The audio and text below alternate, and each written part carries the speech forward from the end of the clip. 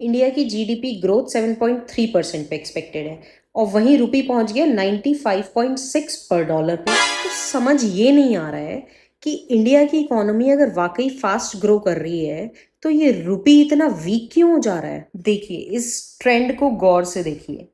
जनवरी में it started with 91.99 and it constantly increased every month till it reached to 96.79। जून में हल्का सा 1 रुपए के आसपास ये कम हुआ और फिर जुलाई में फिर से इंक्रीज हो गया, 96.6 पे पहुंच गया। अब अगस्त में आज की डेट में it is at 95.6 rupees. GDP की बात करें तो 7.3% is expected growth for Q1 of financial year 27। तो ये क्या कॉन्ट्रडिक्शन है कि जीडीपी ग्रोथ स्ट्रांग है बट रुपी वीक होता जा रहा है। बिल्कुल नहीं।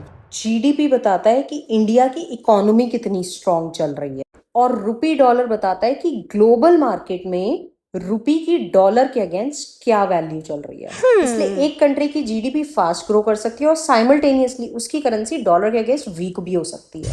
लेकिन एक कनेक्शन है और वो कनेक्शन है ऑयल। इंडिया को क्रूड ऑयल खरीदने के लिए डॉलर्स चाहिए। मिडिल ईस्ट टेंशंस के चलते ऑयल एक्सपेंसिव रहा तो इन्फ्लेशन बढ़ेगा, इंपोर्ट्स का बिल बढ़ेगा और रुपी पर प्रेशर बढ़ेगा।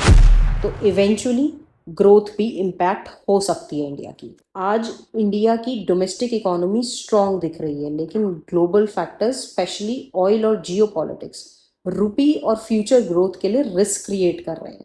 सो 95.6 रुपीज को देख के घबराने की जरूरत नहीं है बट इग्नोर भी नहीं कर सकते। So GDP tells you how fast is India growing today but rupee actually tells you what kind of external pressure is India facing today.